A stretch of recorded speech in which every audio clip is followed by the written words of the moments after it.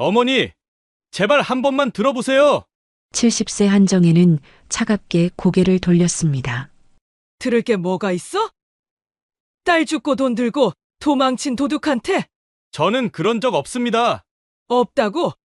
그럼 3억은 어디 갔어? 식당 앞 모든 시선이 두 사람에게 쏠렸습니다. 정수는 손님들의 따가운 눈초리를 받으며 애원했어요. 어머니, 나가. 당장. 정혜의 목소리가 식당을 가득 채웠습니다. 정수는 무릎이 꺾이며 주저앉았어요. 10년 동안 참아온 눈물이 흘러내렸습니다. 정말 아니에요. 하지만 아무도 믿지 않았습니다. 그들은 몰랐죠. 이 남자가 10년 동안 어떤 진실을 숨기고 살아왔는지를. 사연을 시작하기 전에 여러분은 어디에서 듣고 계신지 댓글로 남겨주세요. 남겨주신 댓글은 하나하나 확인하면서 답변 드리겠습니다. 구독과 좋아요도 꼭 부탁드려요. 그럼 이야기 시작하겠습니다. 새벽 5시 전주 구시장의 골목길이 깨어나기 시작했습니다. 가로등 불빛이 희미하게 아스팔트를 비추는 가운데 70세 한정혜는 묵직한 장바구니를 들고 천천히 걸음을 옮겼습니다. 40년째 운영해온 국밥집의 하루가 이렇게 시작되었죠. 정혜의 허리는 구부정했지만 걸음은 여전히 단단했습니다. 새벽 식자재 시장을 누비는 것이 그녀의 일상이었거든요. 오늘도 어김없이 돼지 사골과 배추, 그리고 국밥집 단골들을 위한 신선한 재료들을 사러 나왔습니다. 정혜 씨, 일찍 나오셨네요. 채소가게 사장이 손을 흔들자 정혜는 작은 미소로 답했습니다. 이곳 사람들에게 그녀는 그저 성실한 국밥집 주인이었습니다. 하지만 아무도 모르는 것이 있었죠.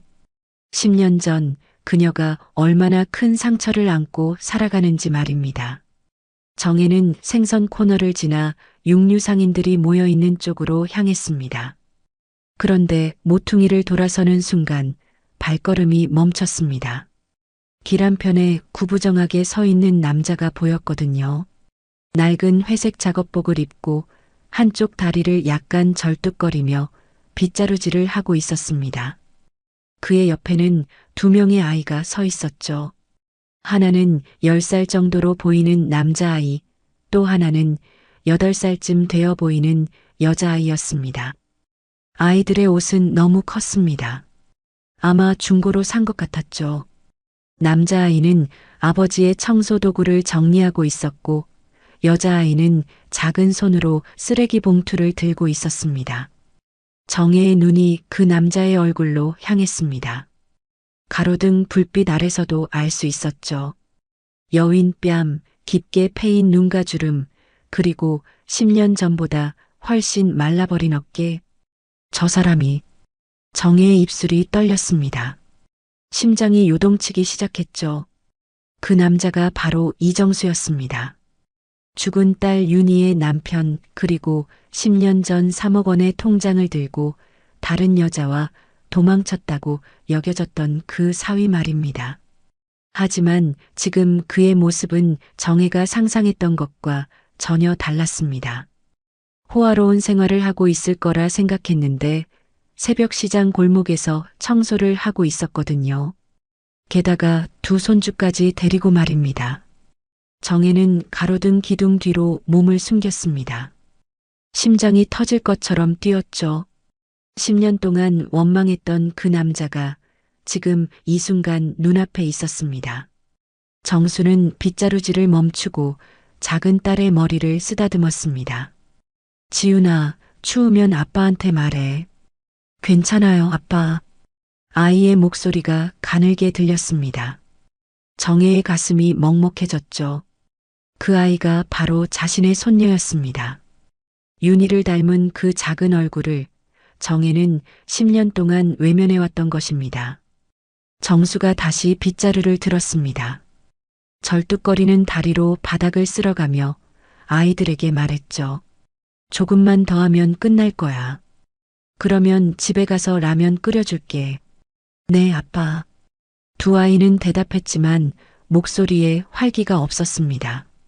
새벽 추위에 몸을 웅크리고 있는 모습이 너무 앙상해 보였거든요. 정혜는 눈시울이 뜨거워지는 것을 느꼈습니다.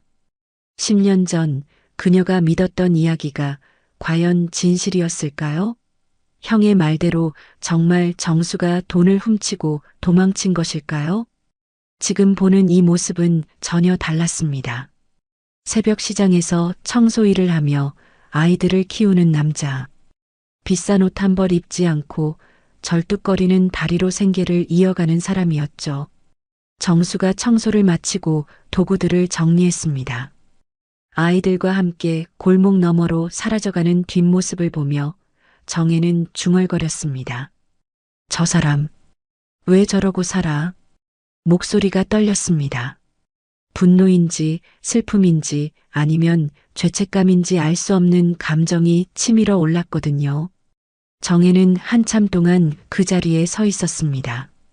장바구니를 든 손이 떨리고 있었죠. 40년 동안 새벽 시장을 다니면서 이렇게 당황한 적은 없었습니다. 윤희야.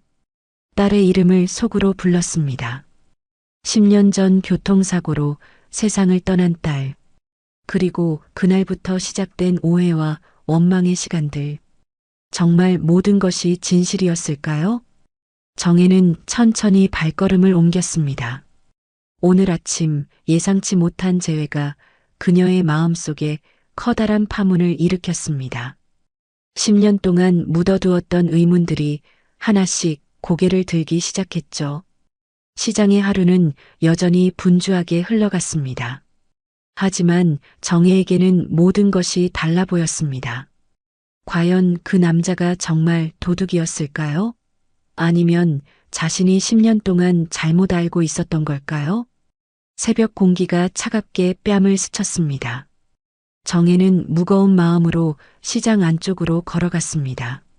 하지만 머릿속에는 계속해서 그 남자와 아이들의 모습이 맴돌았죠. 이것이 운명의 재회였을까요? 아니면 단순한 우연이었을까요? 정혜는 알 수 없었습니다. 하지만 한 가지는 확실했죠. 오늘 이후 그녀의 일상은 더 이상 예전과 같지 않을 것이라는 사실 말입니다.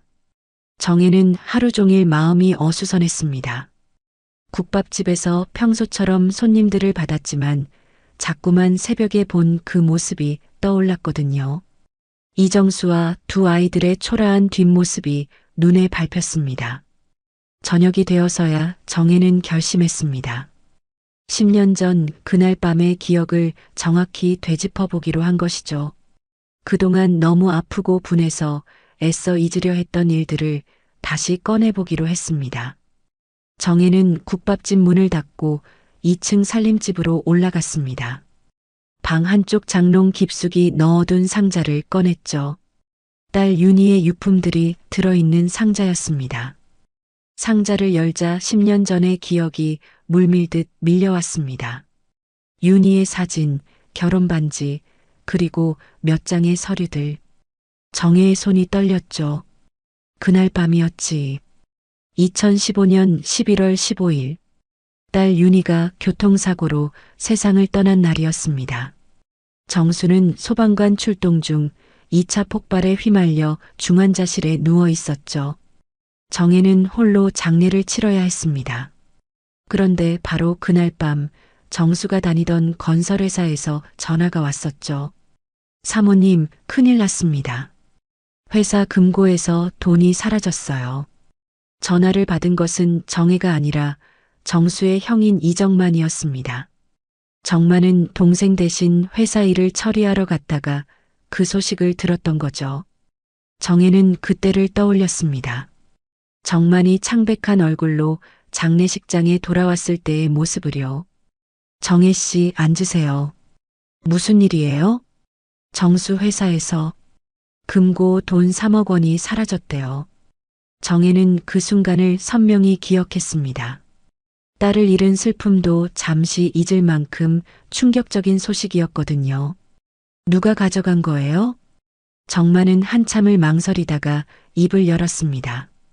CCTV를 확인해 보니 정수가 마지막으로 들어간 사람이래요. 그럴 리가 없어요. 정수는 병원에 있잖아요. 사고 전날 밤에요. 회사에 들렀다고 하더라고요. 정혜의 머리가 하얘졌습니다. 딸의 장례식 날 받은 너무나 믿기 힘든 소식이었죠. 며칠 뒤 정만은 더 충격적인 말을 했습니다. 정수가 여자랑 도망쳤어요. 뭐라고요? 병원에서 퇴원하자마자 짐을 챙겨서 사라졌대요. 회사 동료들이 봤다는데 젊은 여자와 함께였다고 해요. 정혜는 그 순간 모든 것이 무너지는 느낌이었습니다. 딸을 잃은 슬픔에 사위의 배신까지 더해진 거죠. 손주들은 어떻게 하려고 그래요? 연락 두절이에요. 아마 같이 데려간 것 같아요. 정혜는 그날 밤 한숨도 잘 수 없었습니다.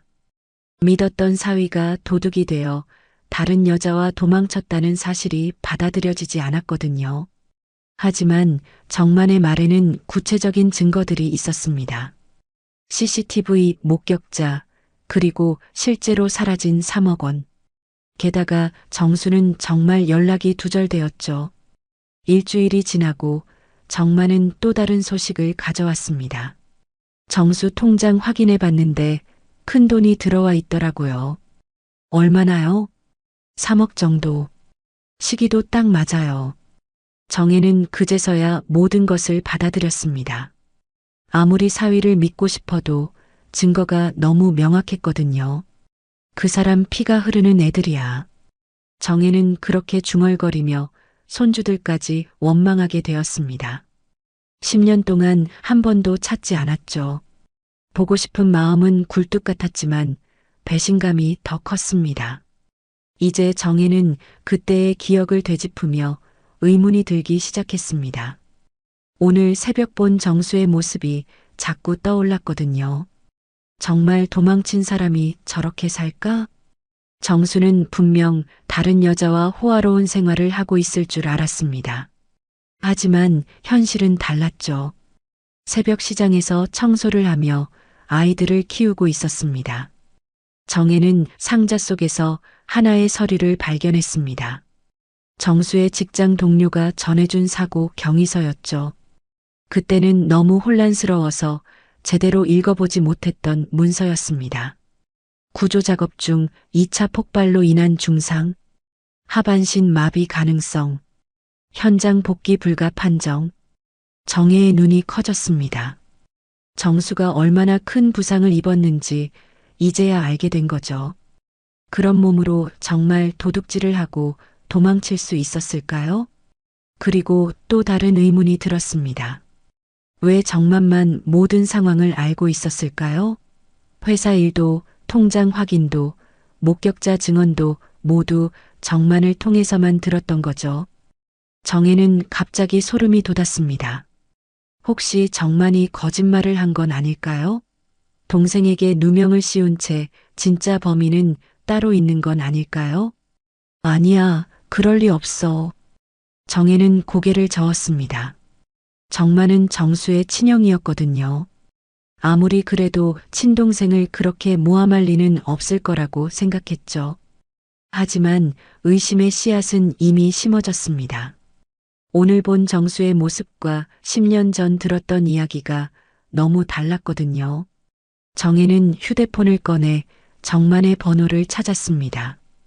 10년 만에 연락을 해서 진실을 확인해 보고 싶었죠. 하지만 번호를 누르려다 말았습니다.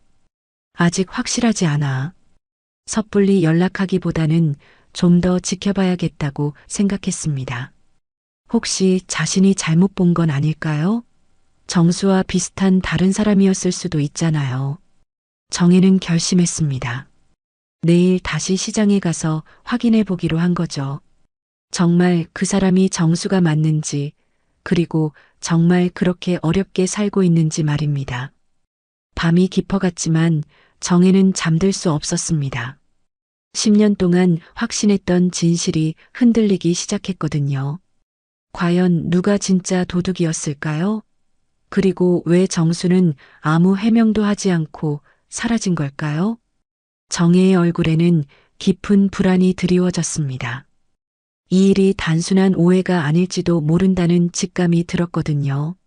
10년 전에 진실을 파헤쳐야 할 때가 온 것 같았습니다. 다음 날 새벽 정혜는 일찍 시장에 나왔습니다. 평소보다 1시간 빨랐죠. 어제 본 그 남자가 정말 정수인지 확인하려고 했습니다. 같은 골목 모퉁이에서 기다렸지만 정수는 나타나지 않았습니다. 다른 청소 담당자가 그 자리에서 일하고 있었죠. 정혜는 실망한 마음으로 집에 돌아갔습니다. 며칠이 지났습니다. 정혜는 매일 새벽 시장에 나가 그 남자를 찾았지만 보이지 않았어요. 혹시 자신이 잘못 본 건 아닐까 하는 생각이 들기 시작했죠. 그런데 일주일 뒤 우연히 정수를 다시 보게 되었습니다. 이번에는 시장이 아니라 도심 빌딩가에서였어요. 정혜는 오래된 단골 할머니의 병문안을 위해 시내 병원에 갔다가 건물 앞에서 익숙한 뒷모습을 발견했습니다. 회색 작업복을 입고 청소 도구를 끌고 가는 남자였죠. 저 사람이. 정혜는 조심스럽게 뒤를 따라갔습니다. 정수는 대형 오피스 빌딩 안으로 들어갔어요. 새벽 5시 건물 청소를 시작하는 시간이었습니다. 정혜는 1층 로비 커피숍에서 그를 지켜보았습니다. 정수는 계단을 절뚝거리며 오르내리면서 각 층을 청소했어요. 무거운 청소기를 끌고 다니는 모습이 안쓰러워 보였죠. 오전 8시가 되어서야 정수는 청소를 마쳤습니다. 하지만 집으로 가는 게 아니라 다른 곳으로 향했어요. 정혜는 계속 따라갔습니다. 정수가 도착한 곳은 작은 중국집이었습니다. 간판에는 행복 반점이라고 적혀 있었죠. 정수는 배달용 오토바이에 올라탔습니다. 배달까지 하는구나. 정혜는 멀리서 지켜봤습니다. 정수는 다리가 불편함에도 불구하고 오토바이를 타고 배달을 나갔어요. 1시간 뒤 돌아와서는 또 다른 주문을 받아 나갔죠. 점심시간까지 정수는 쉬지 않고 배달을 했습니다. 정혜는 근처 카페에서 그를 계속 관찰했어요. 오후 2시쯤 정수가 중국집에서 나왔습니다. 이번에는 어디로 가는 걸까요? 정혜는 또다시 따라갔습니다. 정수가 향한 곳은 전주의 한 초등학교였습니다. 방과 후 학교 청소를 하러 간 거였죠. 아이들이 하교한 뒤 교실과 복도를 청소하는 모습을 보며 정혜는 가슴이 먹먹했습니다. 하루에 3곳을 다니는구나. 정혜는 이제 이해했습니다. 정수가 어떻게 생활하는지 말이에요. 새벽에는 빌딩 청소, 낮에는 배달, 오후에는 학교 청소. 하루 16시간을 일하며 근근히 살아가고 있었던 거죠. 저녁 6시 정수는 학교 청소를 마치고 집으로 향했습니다. 정혜는 조심스럽게 뒤를 따라갔어요. 정수가 도착한 곳은 전주 외곽의 낡은 연립주택이었습니다. 1층 구석방이었죠. 창문에는 곰팡이가 슬어 있고 벽에는 페인트가 벗겨져 있었습니다.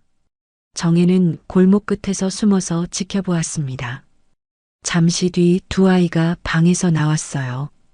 일주일 전 시장에서 본 그 아이들이었습니다. 아빠 언제 왔어요? 방금 왔다. 많이 배고팠지? 정수는 아이들을 안아주며 말했습니다. 하지만 목소리에 피로가 묻어 있었죠.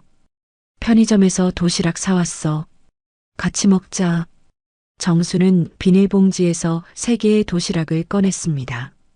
1,000원짜리 할인 도시락이었어요. 아이들은 고맙다는 말도 하지 않고 받아들었습니다. 이미 익숙해진 일상이었던 거죠. 정혜는 눈시울이 뜨거워졌습니다. 3억 원을 훔쳐 도망친 사람이 이렇게 살 리가 없잖아요. 1,000원짜리 도시락으로 저녁을 때우며 하루 16시간을 일하는 사람이 어떻게 큰 돈을 가진 도둑일 수 있을까요? 그런데 그때 정수의 집 앞으로 한 남자가 나타났습니다. 40대 중반쯤 되어 보이는 남자였어요. 정혜는 그 남자를 알고 있었습니다. 바로 정수의 형인 이정만이었죠. 정만이 왜 여기에? 정혜는 더욱 조심스럽게 몸을 숨겼습니다. 정만은 정수의 집 문을 두드렸어요. 정수야, 형이다. 문 좀 열어. 잠시 뒤 정수가 문을 열었습니다. 10년 만에 만나는 형제였지만 반가운 기색은 전혀 없었어요. 왜 왔어요? 아, 그냥. 동생이 어떻게 사나 싶어서. 정만의 차림새는 정수와 완전히 달랐습니다. 비싼 정장에 고급 시계, 그리고 최신형 외제차까지 10년 사이에 많이 성공한 모습이었죠. 들어가도 될까? 좁아서 안 돼요. 밖에서 얘기하죠. 정수는 냉담했습니다. 정만은 어색한 웃음을 지었어요. 정수야, 아직도 형을 원망하니? 원망할 게 뭐가 있어요. 그때 일 말이야. 형도 어쩔 수 없었다고. 정만의 말에 정수는 차갑게 대답했습니다. 이제 와서 무슨 소용이에요.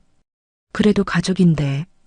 이렇게 살지 말고 형이 도와줄게. 필요 없어요. 정수는 단호했습니다. 정만은 한참 망설이다가 말했어요. 정수야, 솔직히 말할게.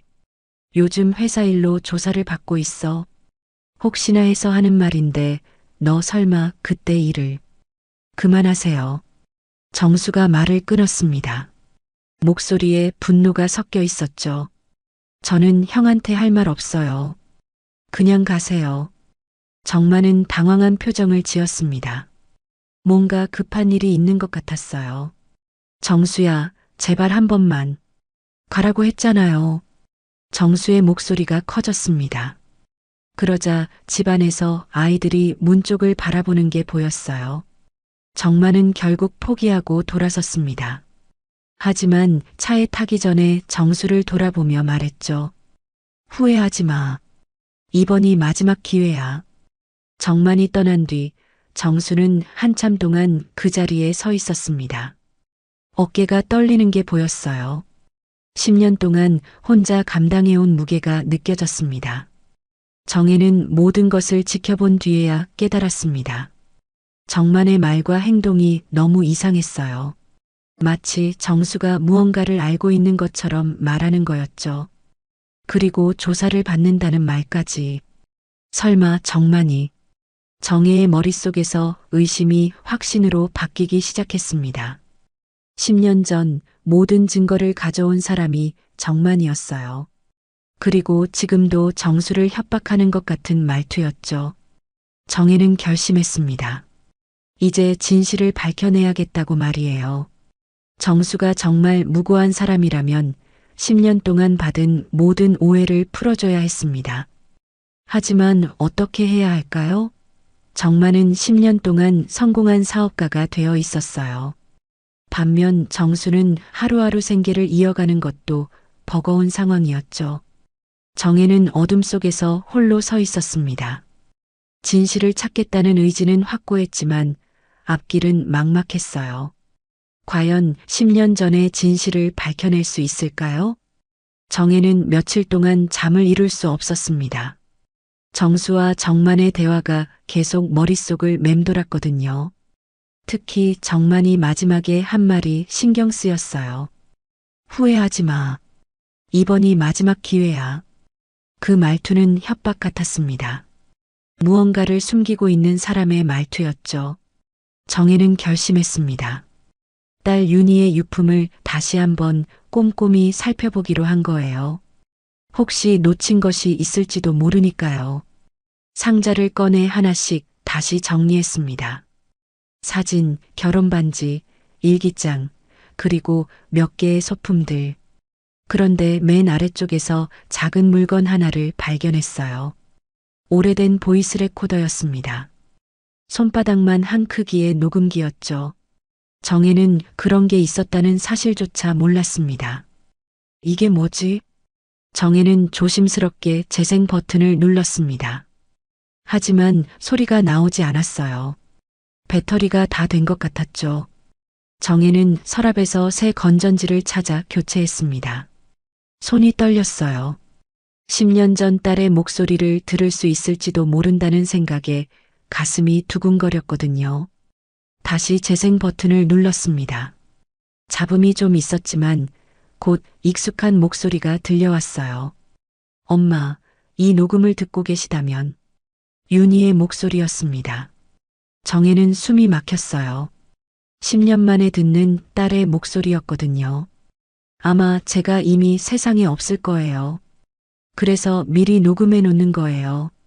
정혜의 눈에서 눈물이 흘러내렸습니다. 딸이 자신의 죽음을 예감하고 녹음해 둔 거였을까요? 엄마, 정수 오빠한테 오해하지 마세요. 오빠는 정말 좋은 사람이에요.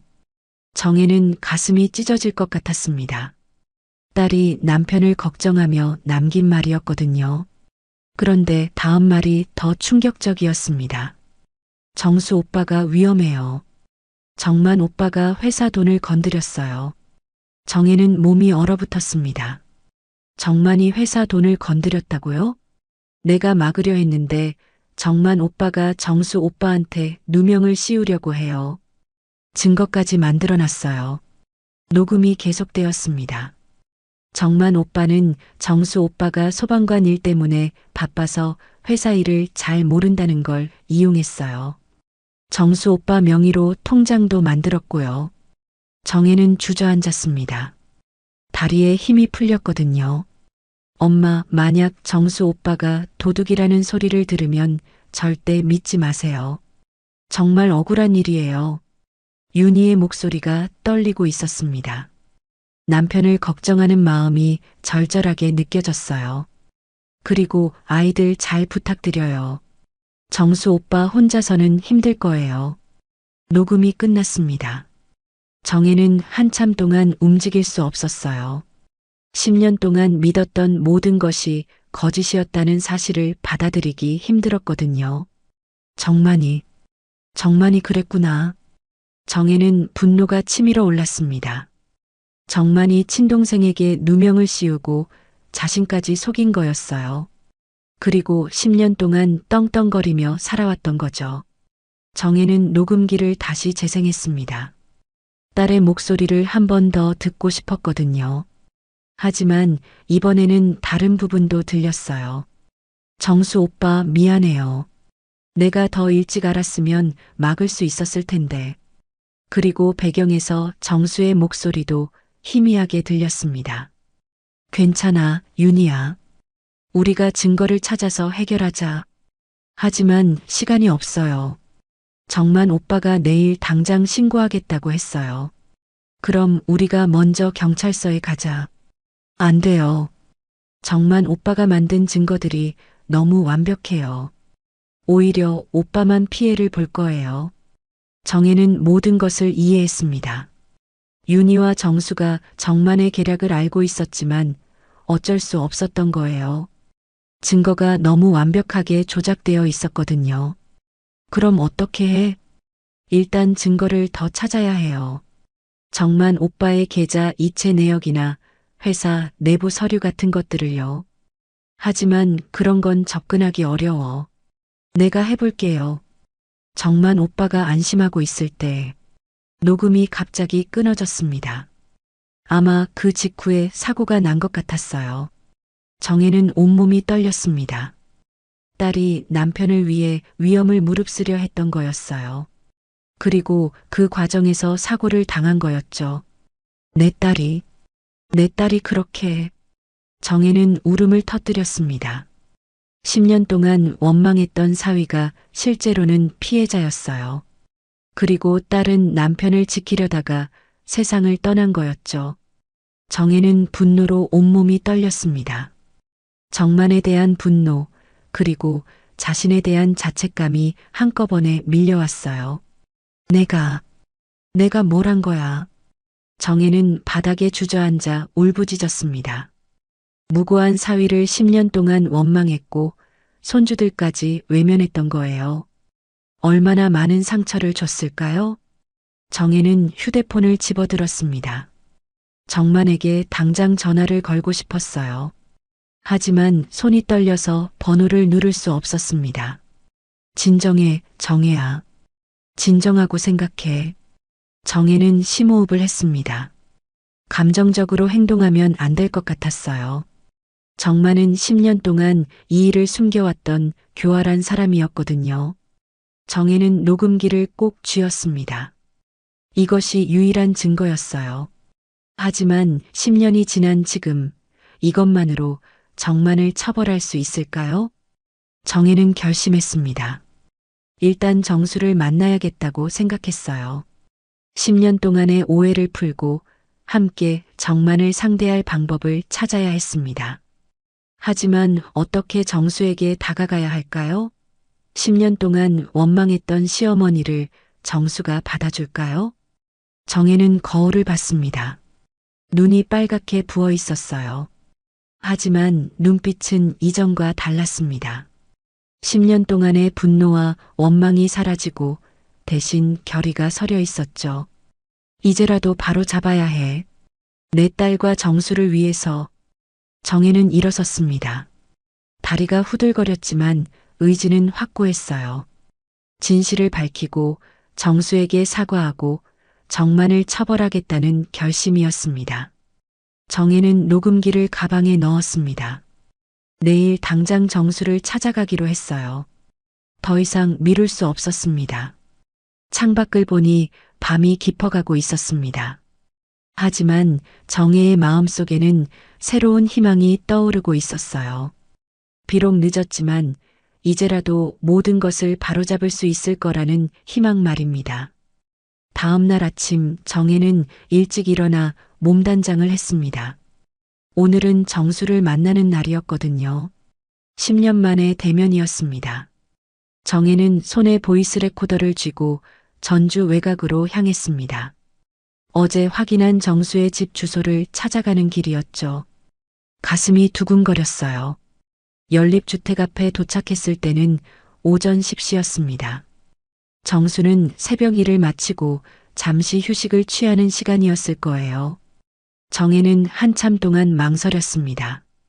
어떻게 말을 꺼내야 할까요? 10년 동안 외면했던 시어머니가 갑자기 나타나면 정수가 어떤 반응을 보일까요? 용기를 내서 문을 두드렸습니다. 잠시 뒤 정수가 문을 열었어요. 10년 만에 마주본 얼굴이었습니다. 정수는 깜짝 놀랐습니다. 예상치 못한 방문객이었거든요. 어머니, 정수야. 둘 다 말문이 막혔습니다. 10년이라는 세월이 만들어낸 벽이 느껴졌어요. 정혜는 정수의 얼굴을 자세히 봤습니다. 많이 늙었더군요. 10년 전보다 훨씬 야위어 보였고 눈가에는 깊은 주름이 패여 있었습니다. 고생한 세월이 그대로 드러나 있었어요. 들어와도 될까? 네. 그런데 좁아서. 정수는 어색하게 문을 열어줬습니다. 방 안은 정말 좁았어요. 원룸만 한 크기에 아이들 이불과 몇 개의 살림살이가 전부였습니다. 정혜는 방 한쪽에 앉았습니다. 정수도 맞은편에 앉았죠. 어색한 침묵이 흘렀어요. 아이들은 어디 갔니? 학교 갔어요. 짧은 대답이었습니다. 정수는 경계하는 것 같았어요. 정혜는 가방에서 보이스 레코더를 꺼냈습니다.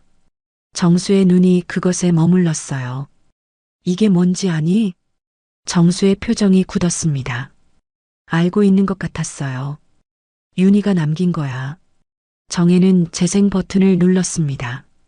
윤희의 목소리가 흘러나왔어요. 정수 오빠가 위험해요. 정만 오빠가 회사 돈을 건드렸어요. 정수는 고개를 숙였습니다. 어깨가 떨리는 게 보였어요. 녹음이 끝나자 정혜가 말했습니다. 왜 아무 말도 안 했어요? 목소리에 원망이 섞여 있었습니다. 하지만 그 원망은 정수를 향한 게 아니었어요. 자신에 대한 분노였죠. 정수는 조용히 웃었습니다. 쓸쓸한 웃음이었어요. 믿어줄 사람이 없었습니다. 그 한마디에 정혜의 가슴이 찢어졌습니다. 정말 그랬어요. 10년 전 정수를 믿어준 사람은 아무도 없었거든요. 정수는 방 한쪽에서 낡은 통장을 꺼냈습니다. 윤희 명의로 된 통장이었어요. 그날 윤희가 부탁했어요. 이건 아이들 앞으로 꼭 지켜달라고. 통장을 펼쳐보니 10년 전 그대로였습니다. 3억 원이 그대로 들어 있었어요. 한 푼도 쓰지 않은 채로 말이죠.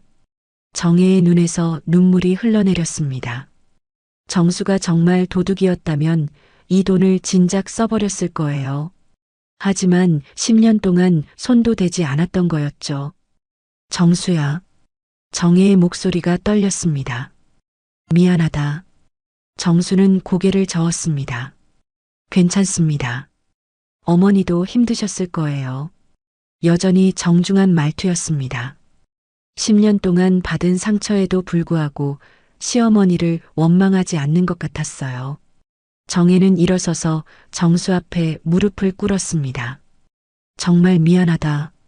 어머니가 잘못했다. 정수는 깜짝 놀라 정혜를 일으켜 세웠습니다. 그러지 마세요. 저도 이해해요. 이해는 무슨. 내가 너를 도둑으로 만들었잖아. 정혜는 울면서 말했습니다. 10년 동안 품고 있던 죄책감이 한꺼번에 터져나왔어요. 정수는 정혜의 어깨를 가만히 잡았습니다. 이제 됐습니다.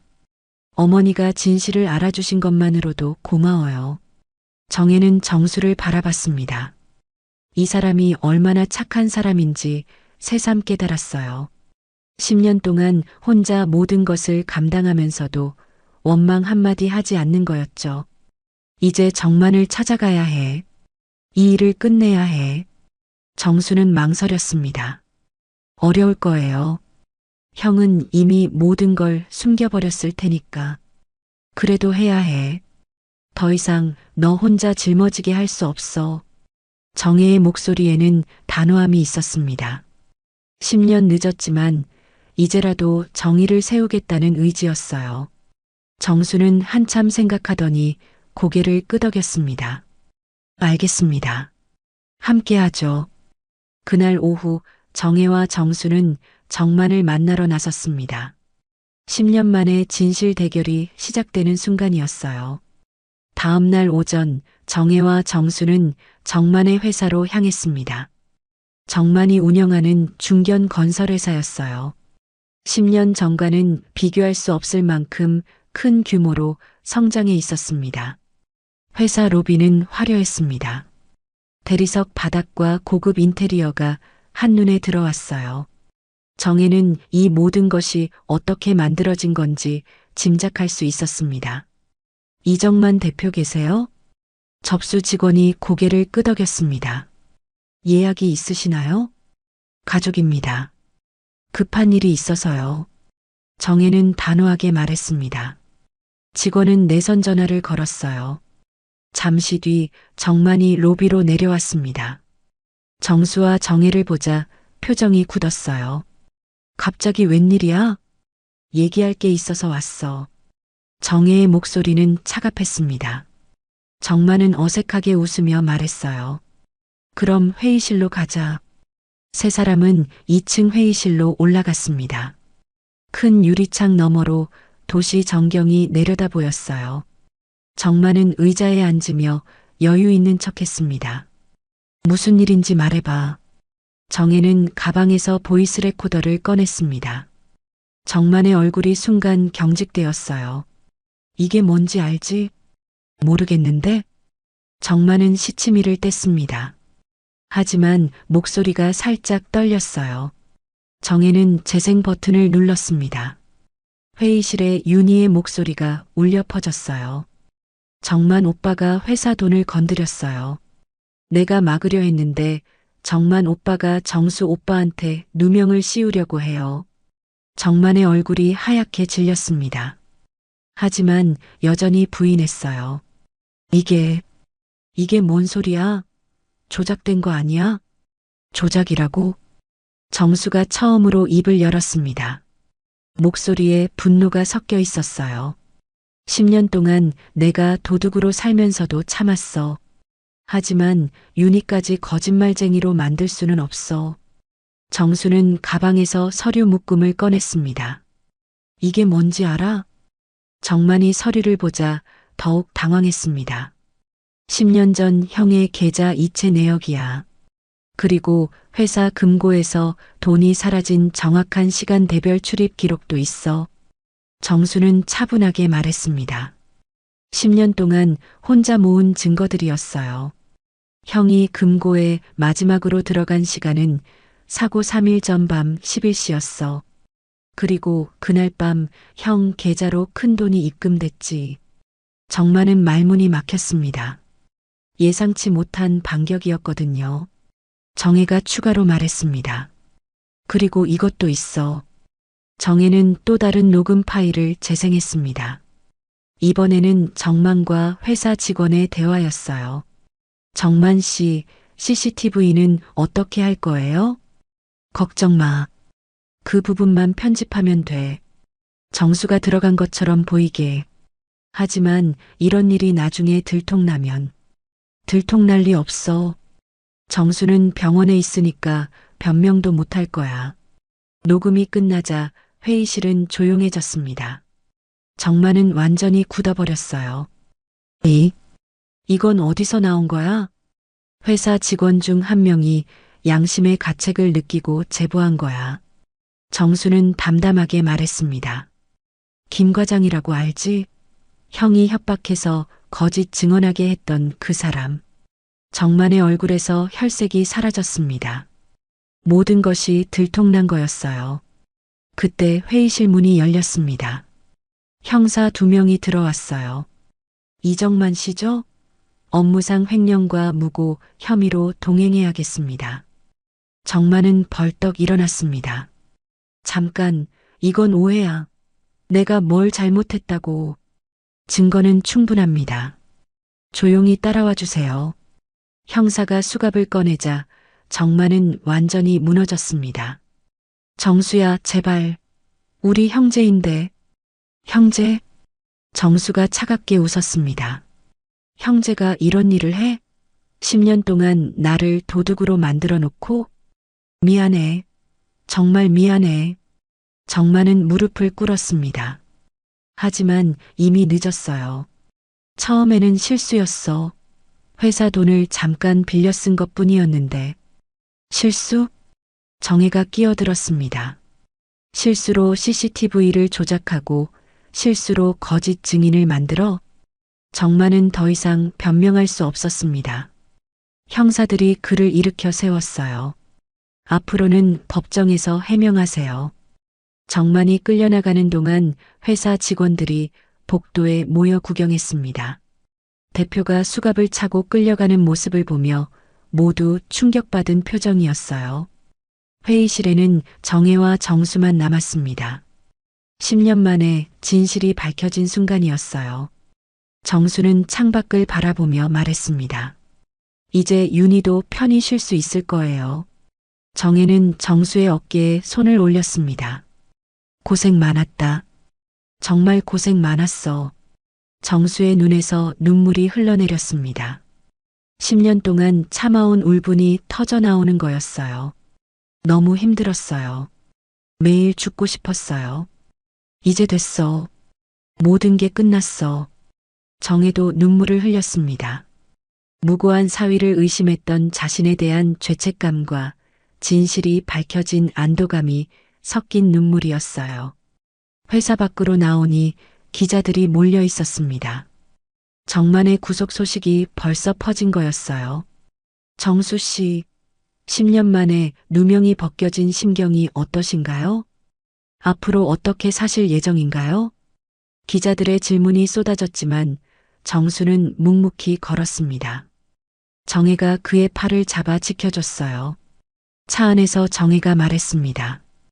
이제 정말 새로 시작하자. 정수는 고개를 끄덕였습니다. 10년 만에 떳떳해진 기분이었어요. 그날 저녁 뉴스에서 이 사건이 보도되었습니다. 10년 전 형이 동생에게 누명을 씌운 충격적인 사건이 밝혀졌습니다. 피해자인 이정수 씨는 10년 동안 도둑으로 오해받으며 힘든 생활을 해왔는데 정수는 뉴스를 끄고 아이들을 바라봤습니다. 이제 아빠가 떳떳하게 살 수 있게 됐어. 아이들은 아직 모든 상황을 이해하지 못했지만 아빠가 기뻐하는 모습을 보며 함께 웃었어요. 정혜는 윤희의 사진을 바라보며 중얼거렸습니다. 윤희야, 이제 정말 끝났다. 정수의 억울함이 풀렸어. 진실은 비록 늦었지만 결국 밝혀졌습니다. 그리고 정의는 승리했어요.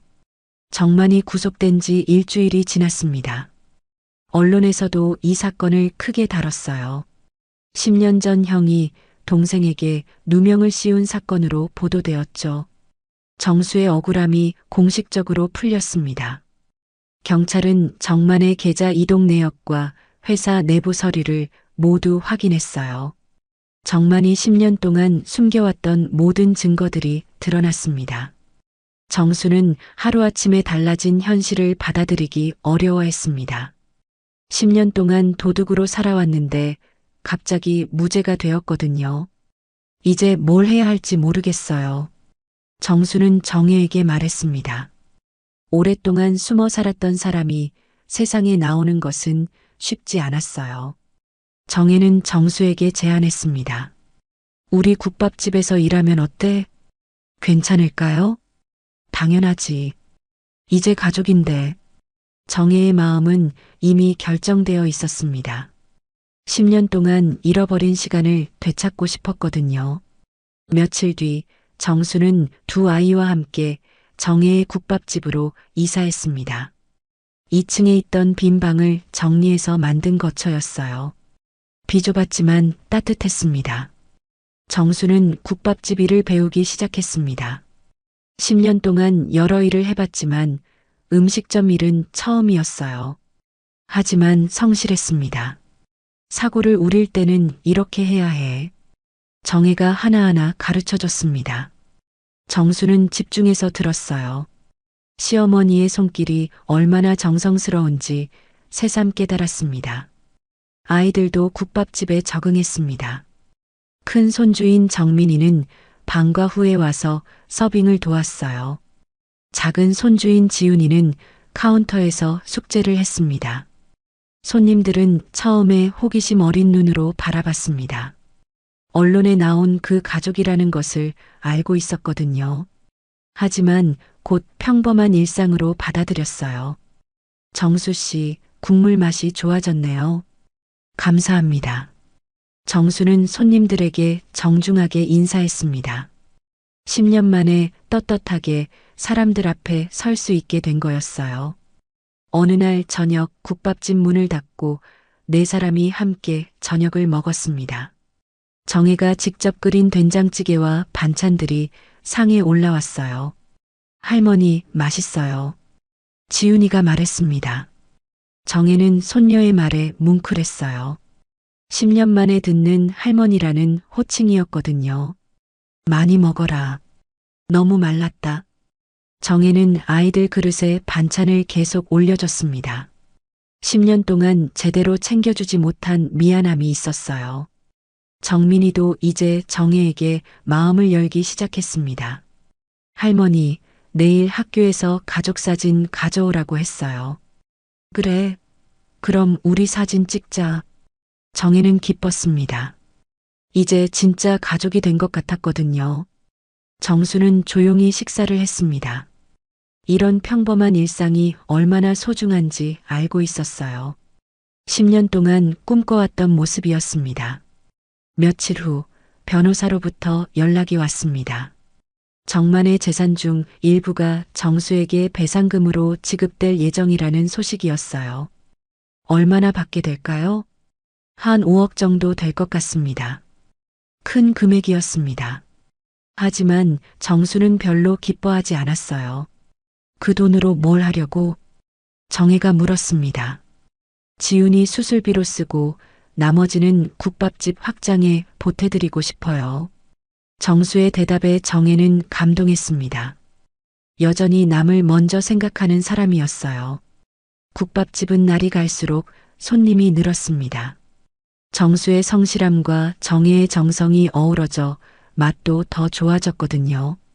정수는 이제 앞치마를 두르고 자연스럽게 일했습니다.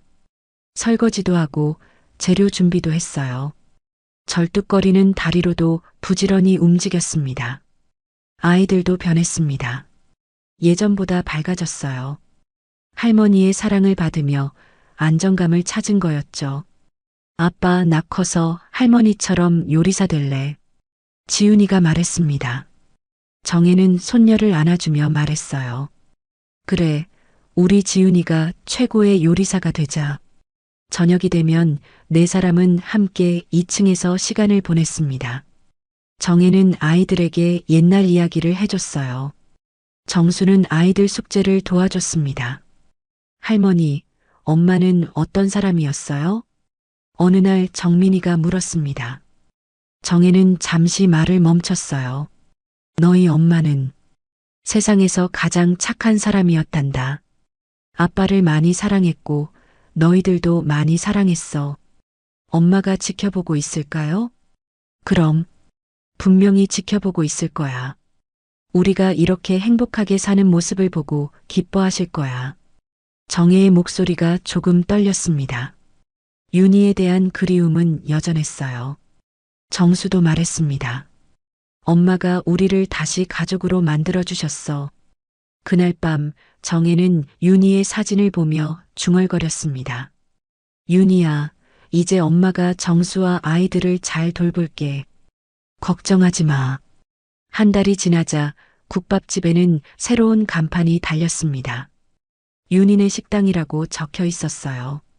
정혜와 정수가 함께 정한 이름이었습니다.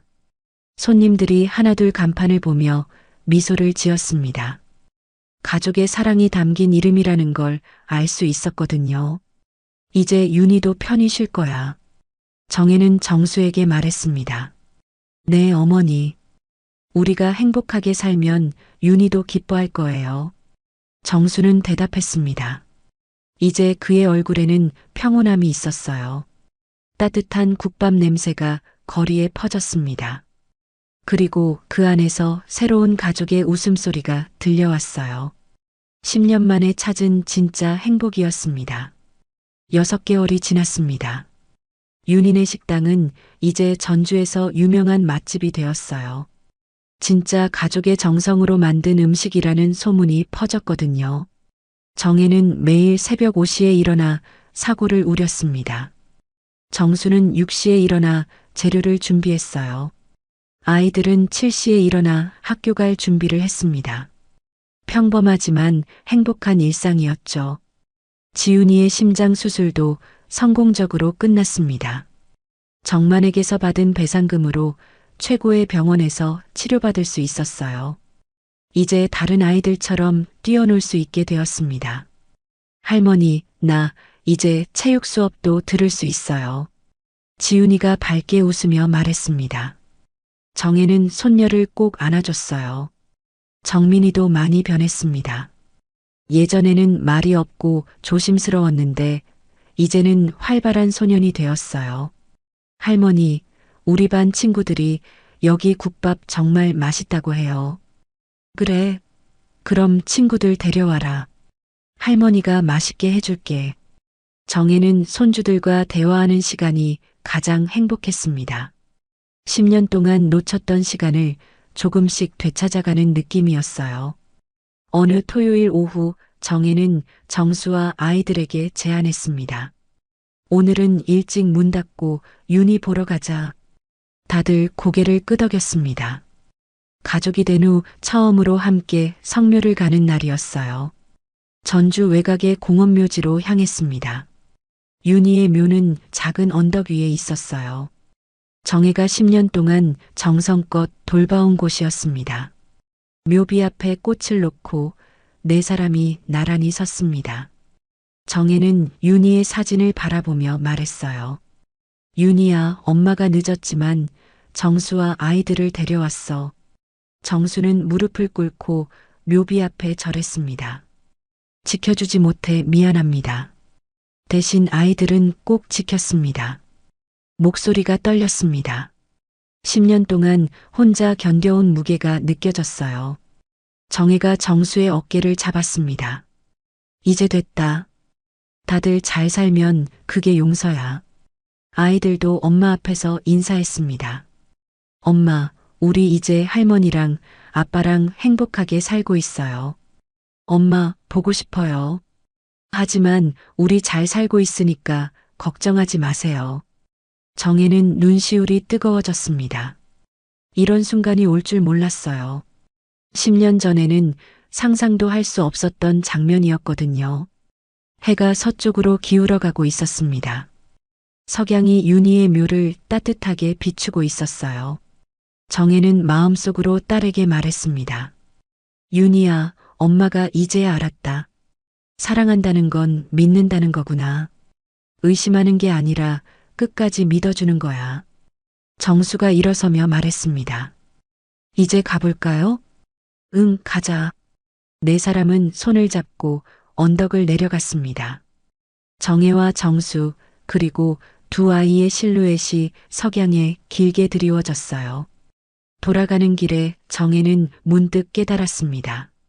세상에서 가장 큰 죄는 사랑하는 사람을 의심하는 거구나. 그리고 또 깨달았습니다. 하지만 세상에서 가장 아름다운 일은 그 사람을 다시 믿게 되는 거야. 윤희네 식당으로 돌아와서 네 사람은 함께 저녁을 먹었습니다. 정혜가 직접 끓인 된장찌개와 따뜻한 밥이 상에 올라왔어요. 할머니, 내일은 뭐 할 거예요? 지윤이가 물었습니다. 내일도 오늘처럼 살 거야. 우리 가족이 함께. 정혜의 대답에 모두가 웃었습니다. 평범한 일상이지만 그것이 가장 소중한 것이라는 걸 모두 알고 있었어요. 식사를 마치고 정수가 설거지를 했습니다. 정혜는 손주들과 함께 TV를 봤어요. 아이들은 할머니 품에 안겨 졸고 있었습니다. 정수가 설거지를 마치고 와서 말했습니다. 어머니, 정말 감사합니다. 뭘 감사해? 우리가 가족인데. 정혜는 정수를 바라봤습니다. 이제 그의 얼굴에는 평안함이 있었어요. 10년 동안의 고생이 끝났다는 안도감이 느껴졌습니다. 밤이 깊어갔습니다. 윤희네 식당의 불빛이 어둠 속에서 따뜻하게 빛나고 있었어요. 정혜는 창문 너머로 하늘을 바라봤습니다. 별들이 반짝이고 있었어요. 그 중 하나가 윤희인 것 같았습니다. 윤희야, 고마워. 엄마에게 다시 가족을 만들어줘서. 정혜는 속으로 말했습니다. 딸이 남긴 사랑이 결국 모든 것을 바로잡았다는 걸 알았어요. 카메라가 천천히 멀어지며 윤희네 식당의 전경을 보여줍니다. 작지만 따뜻한 불빛이 새어나오는 식당. 그 안에서 네 사람이 행복하게 웃고 있는 모습이 보였어요. 화면에 자막이 나타났습니다. 진실은 언젠가 사랑이 있는 곳으로 돌아옵니다.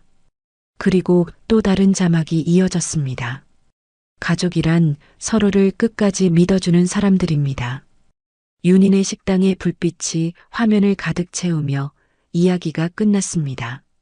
이 이야기가 가슴에 남는다면 친구와 가족, 지인에게 공유해 주세요. 누군가의 인생이 당신의 이야기일지도 모릅니다. 구독, 좋아요와 함께 어디서 보고 계신지 댓글로 남겨주세요. 감사합니다.